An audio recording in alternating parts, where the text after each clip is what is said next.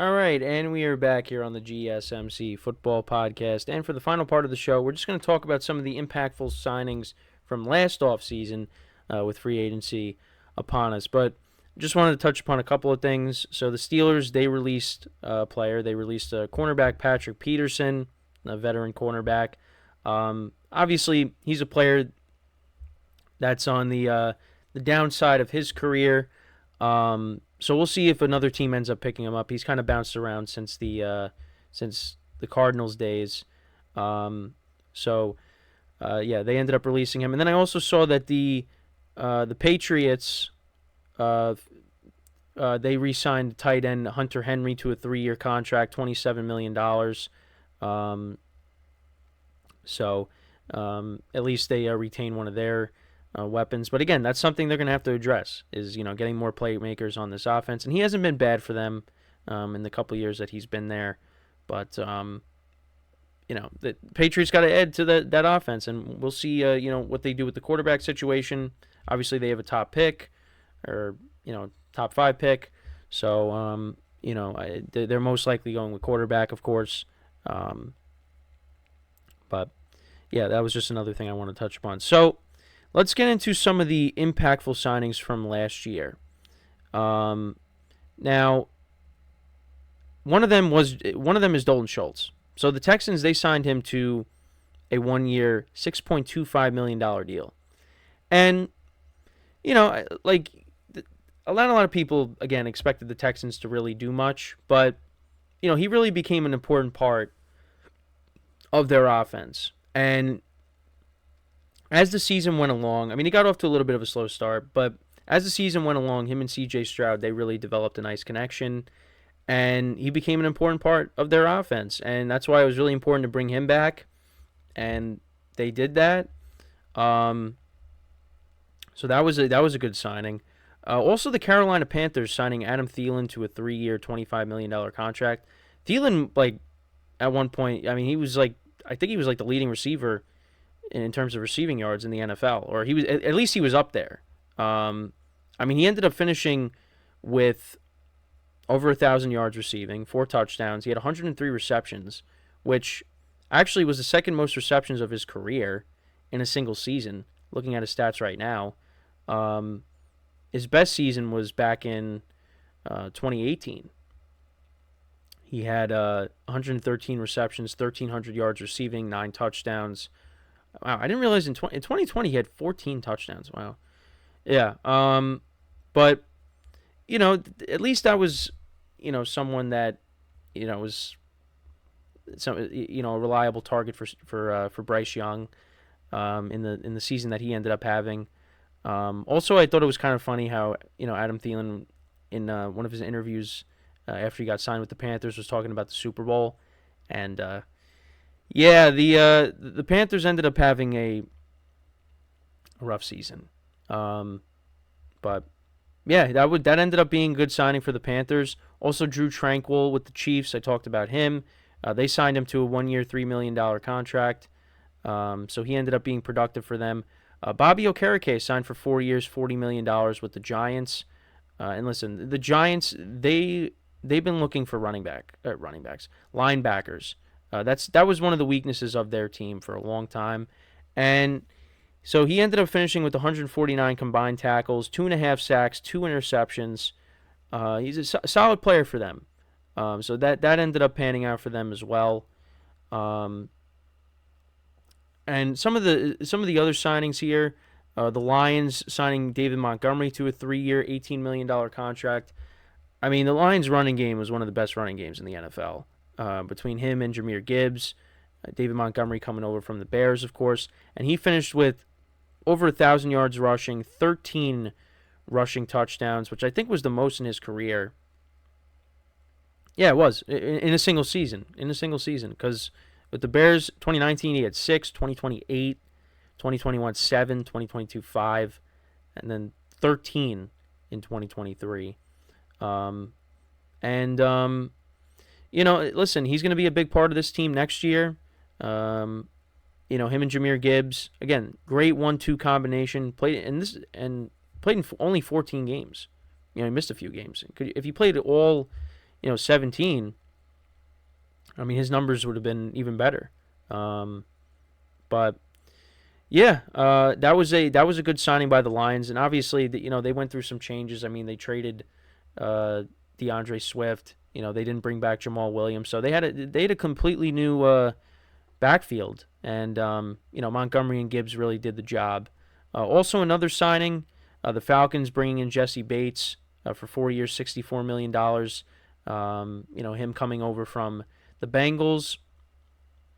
He ended up having a good year with the Falcons, and yeah, this is again, Falcons have a lot of talent on this team, and they gotta figure out that quarterback situation, and if they can do that, this team definitely can take that next step. So he ended up finishing with 89 solo tackles, 132 total tackles, 3 forced fumbles, 6 interceptions, and one of them was a touchdown, and that was off of Derek Carr. That was a long pick six. But yeah, ended up having a solid year with the Falcons, and we'll see what happens in year 2.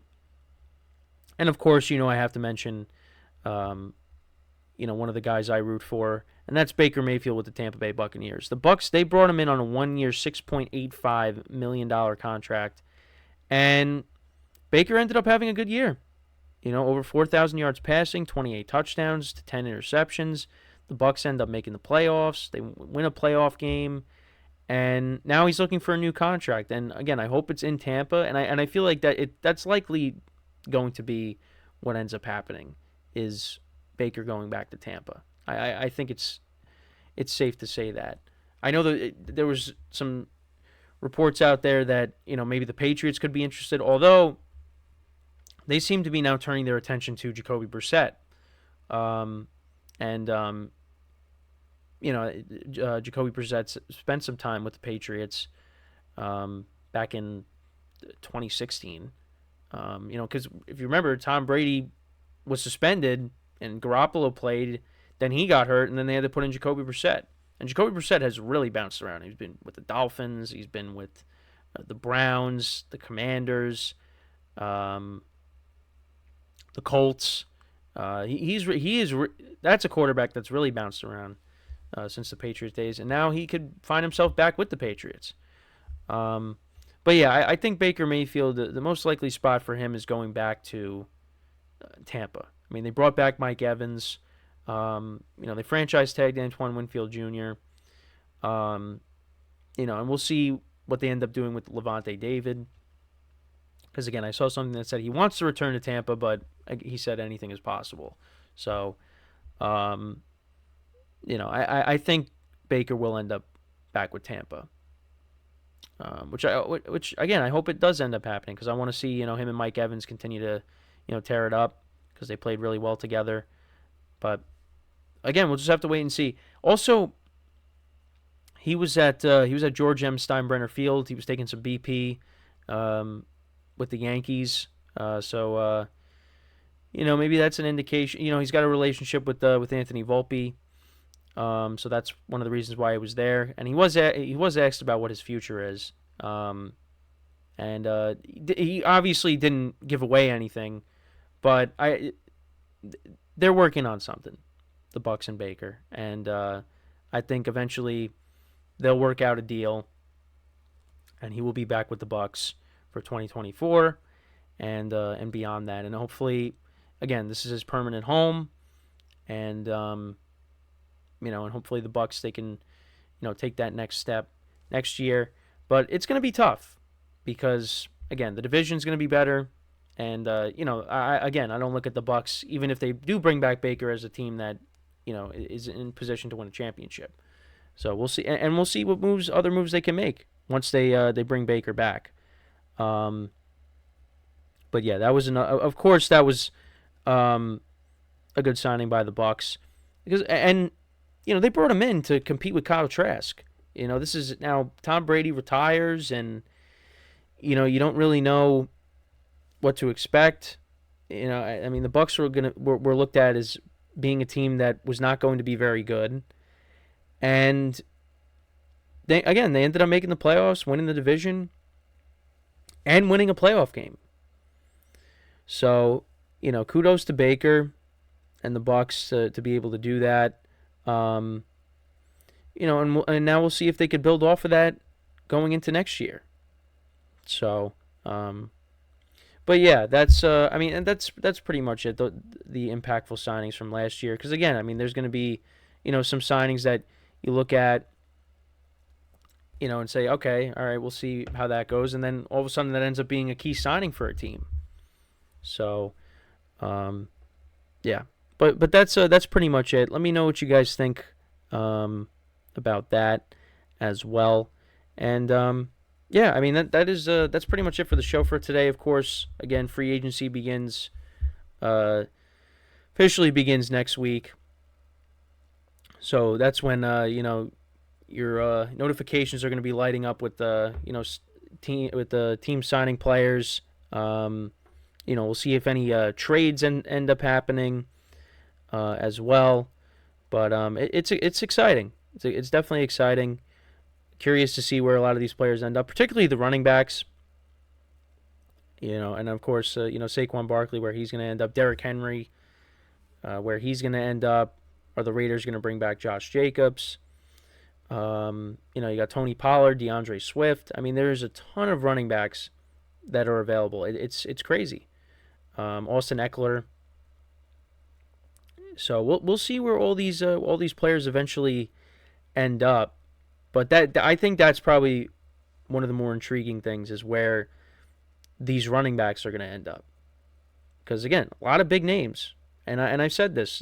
These guys, a lot of the guys that are available, they were first-round picks in my fantasy league not too long ago, in a lot of people's fantasy leagues, and now they're free agents.